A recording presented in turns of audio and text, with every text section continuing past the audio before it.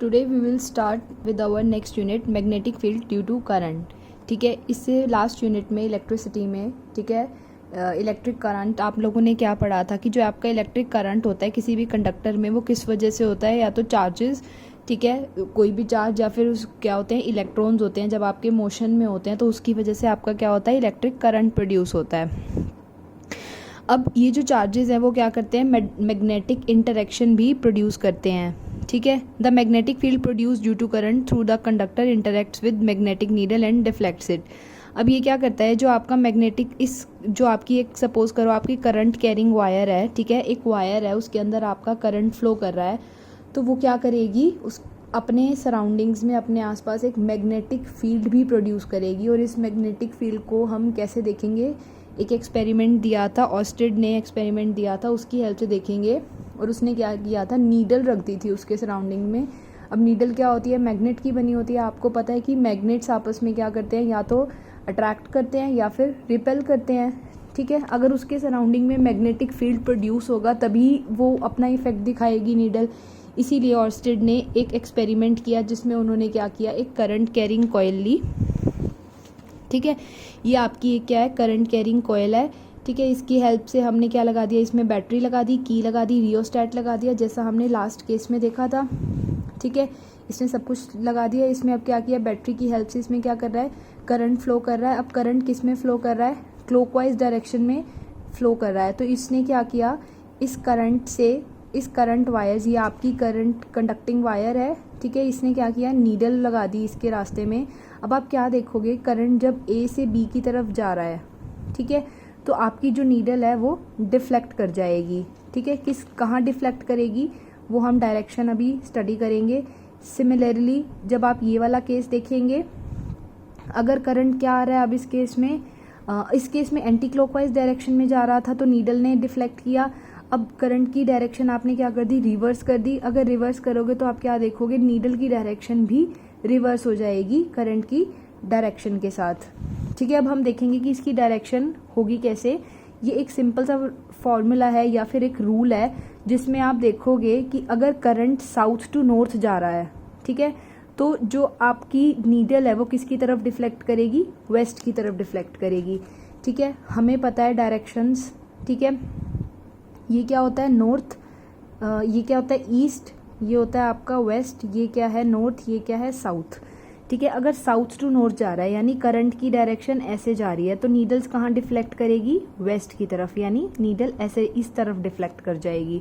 अब इस केस में आपका करंट किधर जा रहा था, ये साउथ है, ये नॉर्थ है, यानी साउथ टू नॉर्थ जा रहा था। करंट कहाँ पे डिफ्लेक्ट किया, ठीक है, अच्छा, इसमें साउथ नॉर्थ ऐसे लिया है तो हम इसी डायरेक्शन में हम अपनी जो साउथ नॉर्थ की पोल्स हैं वो डिफाइन कर देते हैं। ठीक है, ये साउथ हो गया आपका, ये नॉर्थ हो गया। ठीक है, अब इसकी डायरेक्शन ये साउथ है, ये आपका नॉर्थ है। इसी के विद रिस्पेक्ट में आप लोग क्या कर लोगे, ईस्ट और वेस्ट डिफाइन कर लोगे यहाँ पे। ठीक है, ये क्या हो जाएगा, ईस्ट हो जाएगा, ये आपका क्या हो जाएगा, वेस्ट हो जाएगा। अब करंट कहाँ जा रहा है, साउथ टू नॉर्थ जा रहा है आपका। अगर साउथ टू नॉर्थ जा रहा है तो ये कहाँ डिफ्लेक्ट कर देगी, वेस्ट की तरफ डिफ्लेक्ट कर गई। सिमिलरली अगर नॉर्थ टू साउथ जाएगा, नॉर्थ टू साउथ जाएगा तो नीडल कहाँ डिफ्लेक्ट कर गई, आपकी ऊपर की तरफ, और ऊपर क्या है आपका ईस्ट डायरेक्शन है। ठीक है, अच्छा, अब ये आप स्नो रूल लर्न रखोगे, अगर साउथ टू नॉर्थ जा रहा है तो आपकी नीडल कहाँ डिफ्लेक्ट करेगी, वेस्ट की तरफ। और अगर उल्टा है, अगर इसका ऑपोजिट केस है तो कहाँ पे डिफ्लेक्ट कर जाएगी, वो ईस्ट की तरफ कर जाएगी। ठीक है, नेक्स्ट इज मैग्नेटिक फील्ड।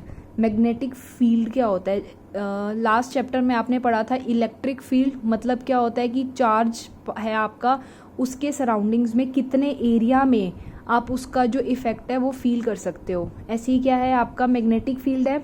ठीक है, सपोज करो कि आपकी ये करंट कैरिंग वायर है, तो इसके जितने एरिया तक आप वो फील्ड, इसका इफेक्ट, अगर सपोज करो आप यहाँ पे मैग्नेट रख देते हो, ठीक है, ये करंट कैरिंग वायर है, क्या ये आपस में एक दूसरे को अट्रैक्ट करेगी, नीडल, अब नीडल डिफ्लेक्ट करेगी, नहीं करेगी, क्योंकि ये इसके फील्ड से, यानी कितना एरिया है जहाँ तक इसका इफेक्ट आप मेजर कर सकते हो, इसके फील्ड से बाहर है, नहीं करेगी। अब आप यहाँ रखते हो तो नीडल डिफ्लेक्ट करेगी। जैसे जैसे आप इस करंट कैरिंग वायर के पास उसको लेके जाते जाएंगे, मतलब क्या हो जाएगा, उसका जो आपका मैग्नेटिक फील्ड है वो इंक्रीज होती जाएगी और उतनी जल्दी वो डिफ्लेक्शन शो करेगी। ठीक है, तो ये बेसिक था, ये आपको स्टडी करना है। तो इसको आप किससे डिनोट करते हैं, बी से डिनोट करते हैं। और बी क्या होती है आपकी, एक वेक्टर क्वांटिटी होती है। वेक्टर क्वांटिटी क्यों होती है, क्योंकि इसकी डायरेक्शन चेंज होती रहती है। जैसे जैसे आप करंट की डायरेक्शन को चेंज करोगे, बी की डायरेक्शन भी उस अकॉर्डिंग चेंज होती जाएगी।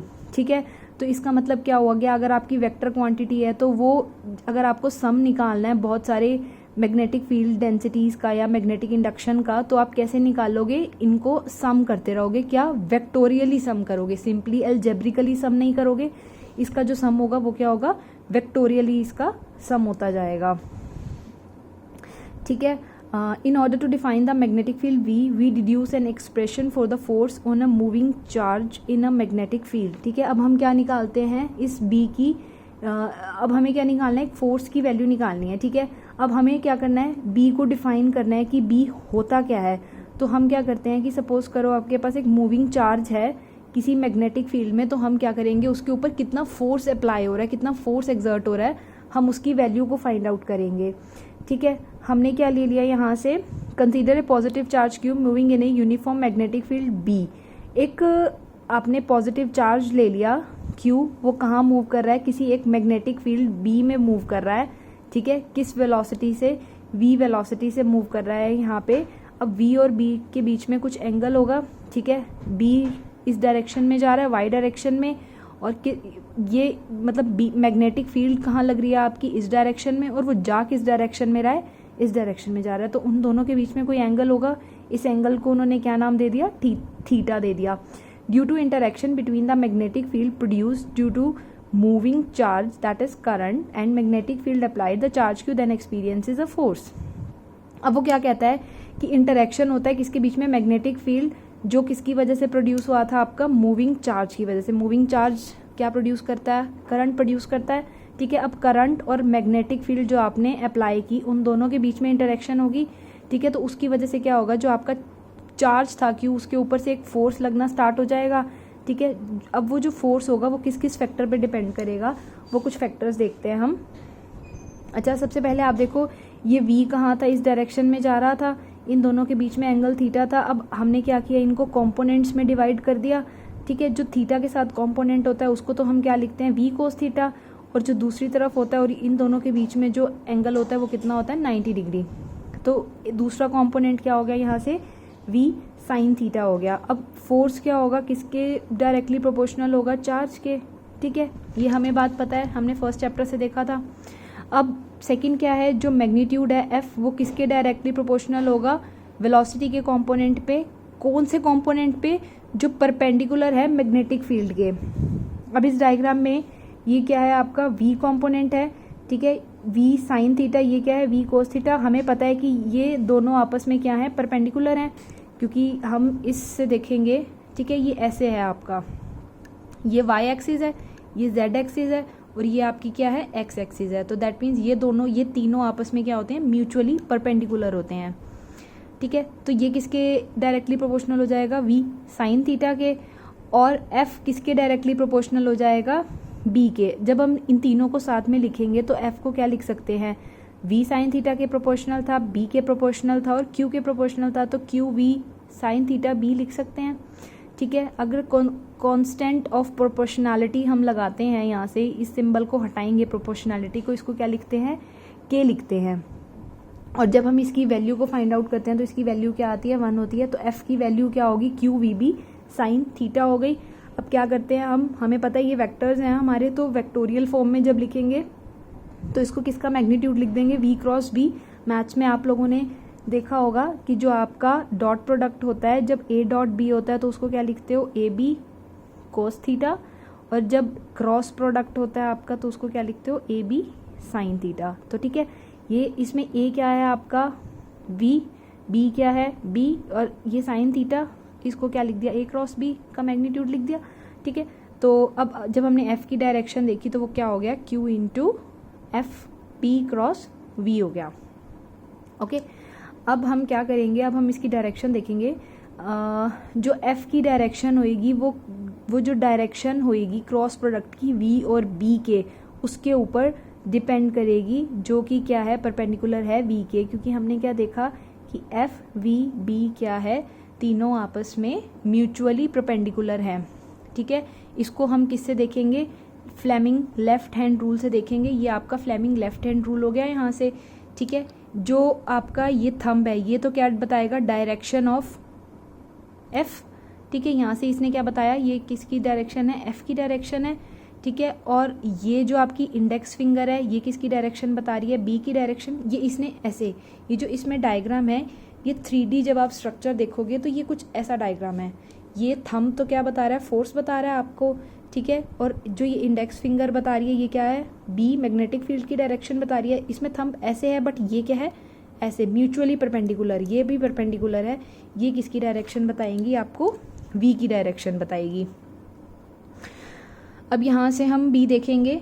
ठीक है, बी क्या होता है, अगर सपोज कर लो V1 है, Q1 है, साइन थीटा 1 है। ठीक है, साइन थीटा 1 कब होगा, जब थीटा आपका कितना होगा, 90 डिग्री। ये मैथमेटिक्स है।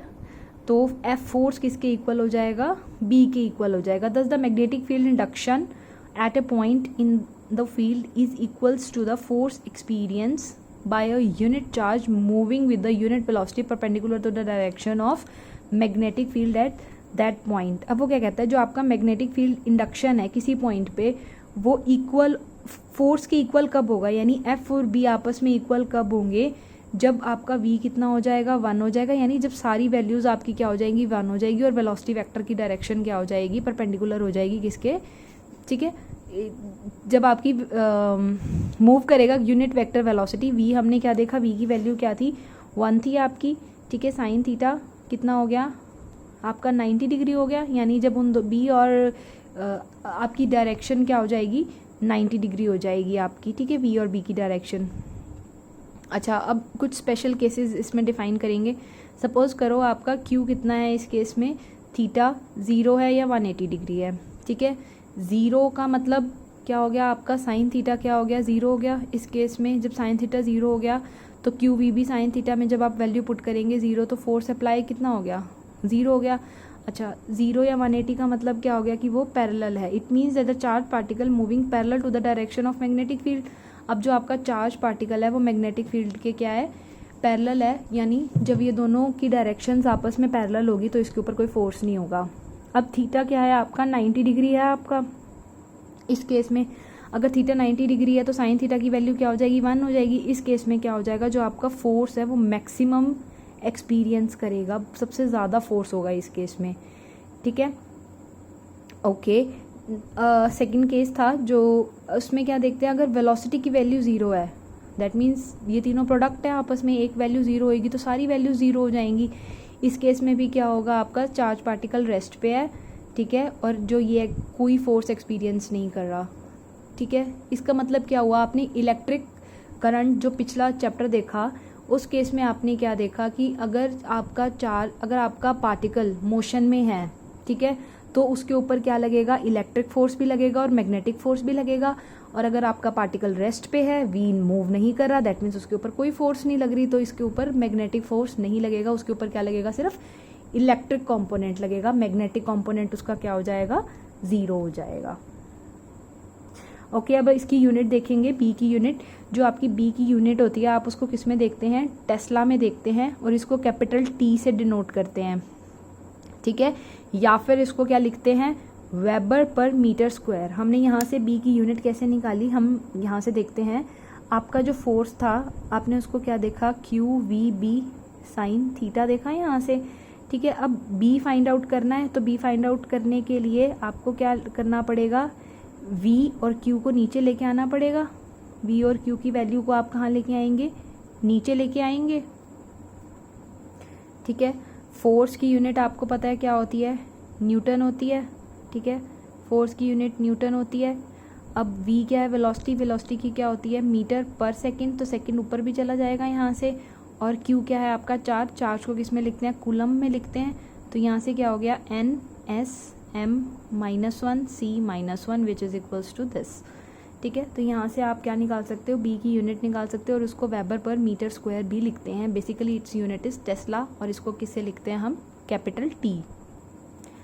अब बी पता है आपको, बी की यूनिट क्या होती है, टेस्ला होती है। अब हमें 1 टेस्ला की अगर डेफिनेशन देखनी है तो हम क्या देखते हैं, हमने क्यू को क्या रख दिया 1, वी को क्या रख दिया 1, थीटा को कितना रख दिया 90 डिग्री रख दिया। Theta 90 degree, that mean sine theta की वैल्यू क्या हो गई यहाँ से 1 हो गई। ठीक है, फोर्स कितना अप्लाई कर रहे हैं हम, 1 न्यूटन कर रहे हैं। तो अब B is equals to 1 tesla के इक्वल कब होगा, thus the magnetic field induction at a point is set to be 1 tesla if a charge of 1 coulomb. ठीक है, कितना चार्ज लगा आपका, 1 कूलम चार्ज लगा while moving at a right angle to magnetic field. ठीक है, जब हम क्या जा रहे हैं राइट एंगल, क्यों, क्योंकि थीटा क्या है आपका 90 डिग्री है।